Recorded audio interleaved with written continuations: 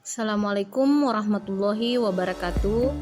Saya Andi Aryani Hidayat, peserta pelatihan dasar CPNS 2022 Angkatan 1 NDH 2 dari Kementerian Agama Kabupaten Mamuju Tengah, Satuan Kerja KUA Budong-Budong.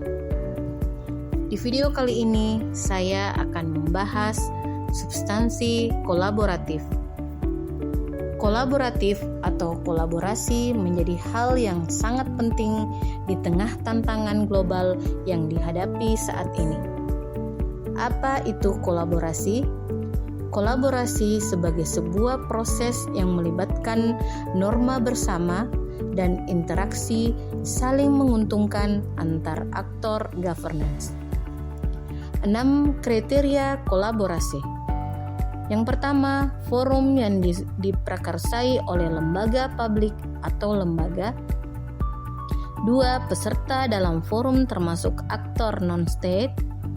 3. Peserta terlibat langsung dalam pengambilan keputusan dan bukan hanya dikonsultasikan oleh agensi publik. Keempat, forum secara resmi diatur dan bertemu secara kolektif. Kelima, forum ini bertujuan untuk membuat keputusan dengan konsensus. Keenam, fokus kolaborasi adalah kebijakan publik atau manajemen. 3. Tahapan tata kelola kolaborasi. 1. Mengidentifikasi permasalahan dan peluang. 2. Merencanakan aksi kolaborasi. 3. Mendiskusikan strategi untuk mempengaruhi. Panduan perilaku kolaborasi. Yang pertama, organisasi menganggap perubahan sebagai sesuatu yang alami dan perlu terjadi. Kedua, organisasi menganggap individu sebagai aset berharga dan membutuhkan upaya yang diperlukan untuk terus menghormati pekerjaan mereka. Ketiga, organisasi memberikan perhatian yang adil bagi staf yang mau mencoba dan mengambil resiko yang wajar dalam menyelesaikan tugas mereka. Keempat, pendapat yang berbeda didorong dan didukung dalam organisasi. Setiap kontribusi dan pendapat sangat dihargai. Kelima, masalah dalam organisasi dibahas transparan untuk menghindari konflik. Keenam, kolaborasi dan kerja tim antar divisi adalah didorong dan secara keseluruhan setiap divisi memiliki kesadaran terhadap kualitas layanan yang diberikan. Aktivitas kolaborasi antar organisasi. Pertama, kerjasama informal. Kedua, perjanjian bantuan bersama. Ketiga, memberikan pelatihan. Keempat, menerima pelatihan. Kelima, perencanaan bersama. Keenam, menyediakan peralatan. 7, menerima peralatan. 8, memberikan bantuan teknis. 9, menerima bantuan teknis. Ke-10, memberikan pengelolaan hibah. Dan ke-11, menerima pengelolaan hibah.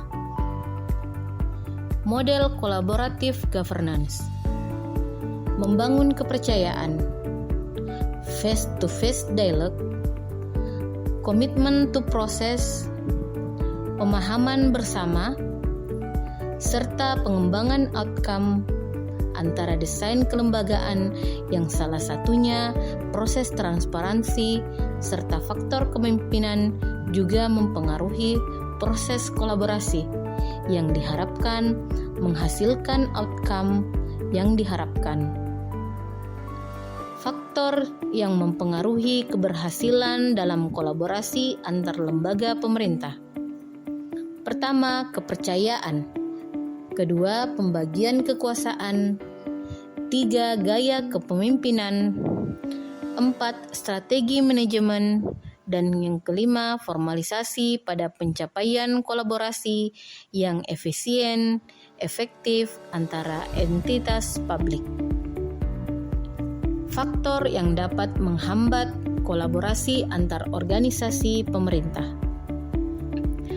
Satu, ketidakjelasan batasan masalah karena perbedaan pemahaman dalam kesepakatan kolaborasi. Kedua, dasar hukum kolaborasi juga tidak jelas. Proses yang harus dilalui dalam menjalin kolaborasi. Pertama, trust building. Membangun kepercayaan dengan stakeholder, mitra kolaborasi. Kedua, face-to-face dialogue. Melakukan negosiasi dan baik dan bersungguh-sungguh. Ketiga, komitmen terhadap proses pengakuan, saling ketergantungan, sharing ownership dalam proses, serta keterbukaan terkait keuntungan bersama.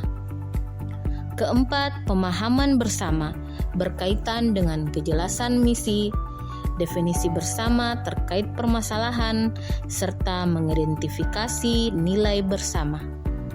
Dan yang kelima, menetapkan outcome.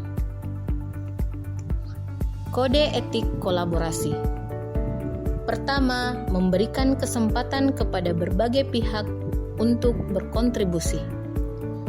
Kedua, terbuka dalam bekerja sama untuk menghasilkan nilai tambah. Ketiga, menggerakkan pemanfaatan berbagai sumber daya untuk tujuan bersama. Itulah tadi video substansi kolaboratif. Terima kasih atas perhatiannya. Wassalamualaikum warahmatullahi wabarakatuh.